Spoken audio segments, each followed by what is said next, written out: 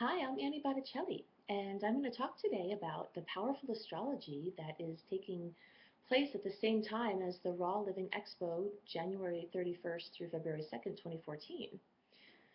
There's so many things that are going on that day astrologically. It's kind of mind-blowing. I'm going to give you a quick list of some of the things that are going on, and I'm going to go into some details about some ideas of how to most use these powerful transits and astrological occurrences to promote whatever your goals are for this event.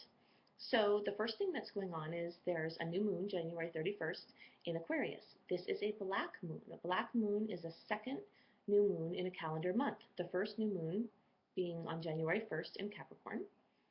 So we've got the new moon. We've got the start of the Chinese New Year, the year of the wood horse. We've got Venus, which had been retrograde since December 21st and having a shadow period long before that, going direct on January 31st. We've got Venus making a conjunction, which means it's pretty much sitting right on top of Pluto. We have Pluto and Venus in their conjunction opposing Jupiter as well. So all of these things, but goodness knows I don't have near enough time to go into all of the potentials of any one of these transits, but the fact that they're all happening at once is really powerful. So I'm going to touch on the highlights that I think are relevant and helpful for you to utilize during this amazing opportunity at the Raw Living Expo. The first point that I want to speak to is the energy of Aquarius. When we have a new moon in any sign, we have an opening, a portal. It is also believed that you have wishes, that the universe is receptive to your desires at that time. I have read and I have used the idea that you get 10 wishes for every new moon. I have also read and seen to be true through experience that when you wish, make your wishes around the energy of the sign, then they have more power behind them. So you could wish on a new moon for anything. It doesn't have to be related to the sign. But if you then fine tune your wishes to center around the energy of the sign, in this case Aquarius, then they have more power. So the Raw Living Expo is more than an event. It's a community.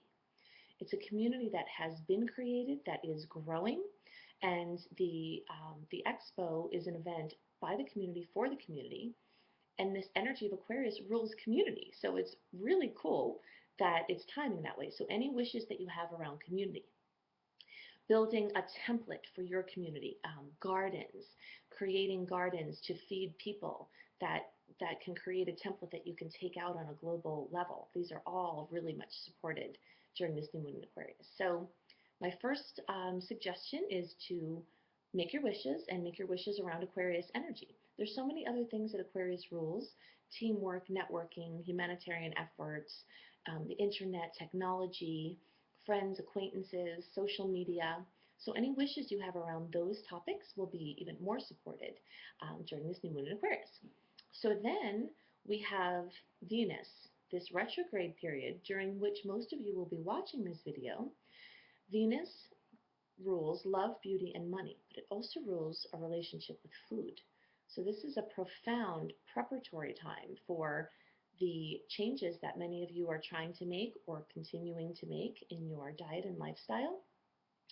It's not a coincidence that Venus rules the same thing, relationships, the same planet that rules relationships and our relationship to money, our relationship to people, also rules our relationship to food. If you pay attention to your life, you'll see that your relationship patterns are the same as your patterns with food.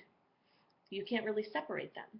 So if you allow certain things in your relationships that you really don't think that you should be doing and they're causing you grief, you're allowing foods to come into your body that are probably not going to be good for you. So you see there's a relationship between how you interact with people and how you interact with food. And this preparatory time before January 31st is awesome, awesome, awesome for renegotiating your relationship with food, addressing food addictions, and getting an action plan together.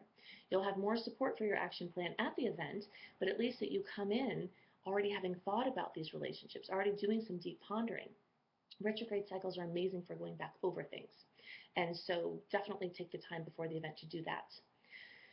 Jupiter also is opposing Pluto. And when that happens, people can tend to take part in fanatical thinking or extreme thinking. So, in some ways, that's a really great thing because sometimes you need that oomph to do something radically different. And at the same time, it's so important to keep the vibration the highest as possible, to be inclusive. The point is to add more raw foods into everyone's life, not to polarize people with different diets, or to make right or wrong any certain types of diets. But because of this Jupiter and Pluto opposing each other, people can tend to veer off on fanatical thoughts that might be exclusive. So watch that within yourselves and hold space if you see that, and try to bring the vibration back to this high vibe. So I hope that this has been helpful. I do monthly horoscopes. Check out Annie Botticelli on YouTube, my YouTube horoscopes, and my website, anniehelpsyou.com. And I hope that you have a fabulous, wonderful, productive, awesome event.